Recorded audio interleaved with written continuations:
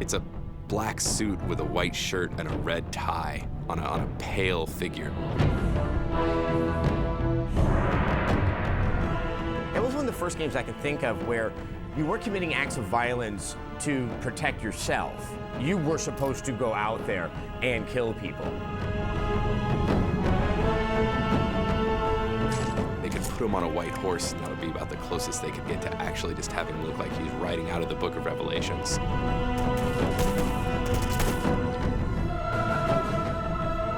Hitman should translate better to a movie than other games.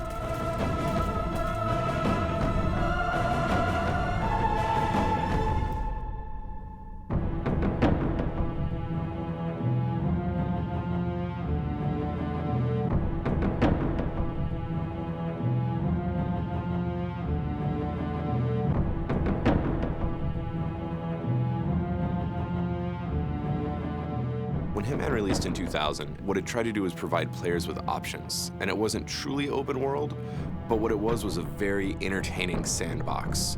And from a gameplay standpoint, what that generated was a lot of choices you didn't have in any other games. The first Hitman game was the first of that particular genre to open up and do away with the linear mission structure. The starting point for the developers back then was that this time we need to make a game that no one has seen before, and we need to make it as complex as we can. It introduced a layer of strategy that you didn't see before.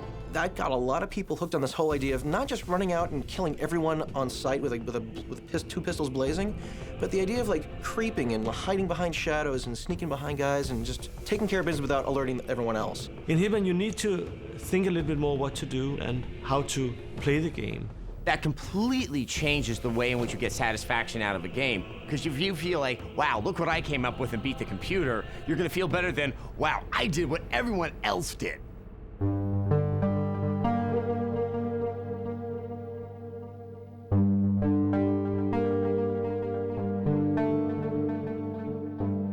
In the Hitman game, we wanted to make a story-driven action stealth adventure. Story is important in video games, because without story, you have no motivation. What we had is a pretty short background story, what we wanted to tell in each chapter, in each level of the game. And as soon as we now getting into making the level design, we expanded that and wrote all the scripts. So in the end, we had a whole big script. The inspirations from Hitman obviously came from video games in general, but definitely from Hollywood. Guys that made the first design of Hitman were big fans of Luc Besson's The Professional, Leon. And that type of movie where it's a little bit noir, a little bit mysterious, and not just a glamorous Hollywood production. What they took out of other movies to create what became number 47, the Hitman behind the series, was a little bit of the conspiracy theory, and then they take that and meld it with the creativity that you need in order to pull off some of these hits. And we wanted to make his background story more intriguing and more special. That's why we came up with this clone business. He's the end result of a breeding cloning program that attempted to make the ultimate assassin warrior. We don't know his mother, and we only know his fathers. They are 5 guys with all evil genes, putting them together to make this perfect assassin. He wakes up in the first game and doesn't know who he is, what he's doing there, and he kind of finds his way.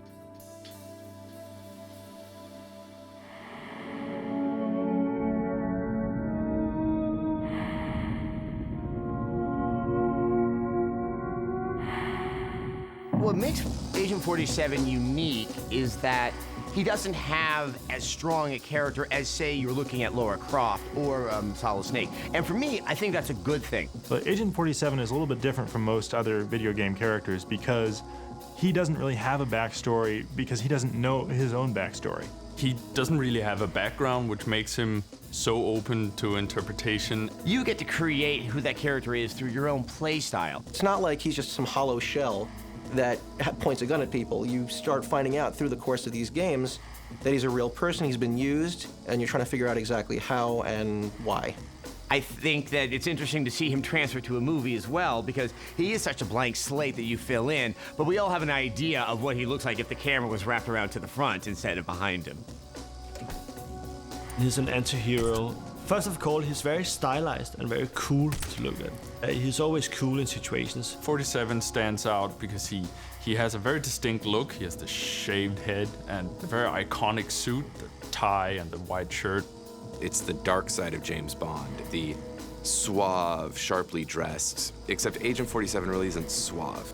It took some of the things that we have in the Bond movies, but you took the softness of the Bond movie out of it, and you just had this very cold-hearted killer, which I think made it a little bit easier for you as the player to get into the game and engage in what is some rather unsavory behavior.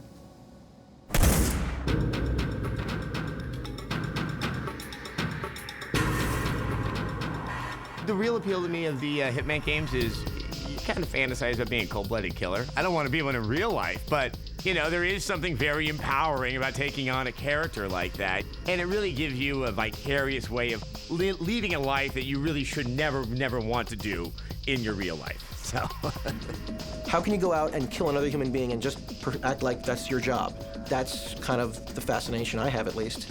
Agent 47 is always very much meant to be a cipher, where it's very easy for the player to pretend, well, if I was a really cool bald guy with 2 silver pistols, I'd be just like that. He usually is always going after people that are just bad people. He's never trying to assassinate a politician who's trying to do good works. He's always going after corrupt people, drug dealers, terrorists. These people are getting what's coming to them.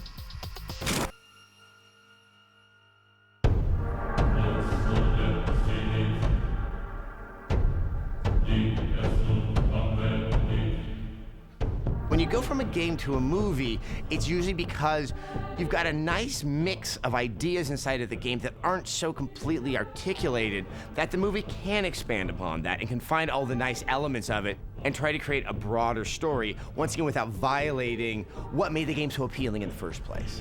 I think to successfully translate a video game to a film, you have to respect the original material, because there's a conception of a universe and there is a logic of that universe. And if you respect the logic of the universe and the material you used for the movie, you can after make a movie, but you don't have to forget to tell a story. We felt that if we took the core ingredients of the game, which are very cinematic, and translate them into a great story, great script, the fans of the game are going to come along for the ride. I think Hitman is a very good candidate for an adaptation into a very good movie because it's so grounded in reality in the first place. He doesn't use any science fiction weaponry like laser beams or anything like that.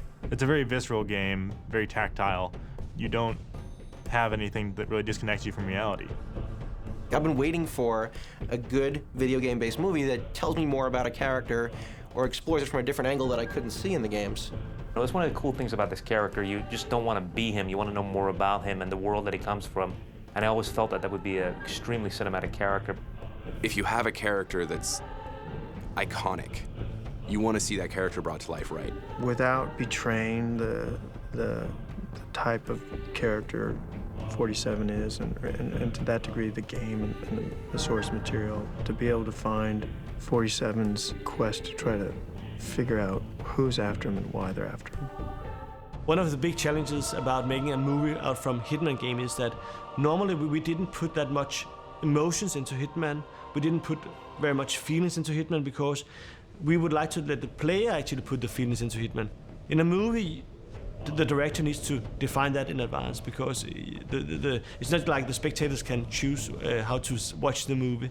In Hitman, the point of view on the character is already a camera behind him, and sometimes a little bit higher behind him. And we have used sometime inside the movie that point of view to give a sort of trigger reference to the gamer. When you're writing a movie, what you really need to capture about Hitman is that style and that simple pleasure in existence that the game's captured, where why does he do these things? Because he's very good at them. And that defines the character. Well, it's very popular everywhere you go. People are like, oh, Hitman, that's cool. That's such an amazing video game. So I think already it has a huge sort of audience out there in anticipation of the movie. I guess people would want to see him, silently taking someone out, using disguises, obviously. Seeing the iconic shots of the barcode, seeing him from behind, with the guns and like the tie blowing in the wind, all that stuff that gonna look great, I think, on the big screen. In the movie, they're definitely gonna see a bald guy in a black suit and a red tie, and that is for me just enough.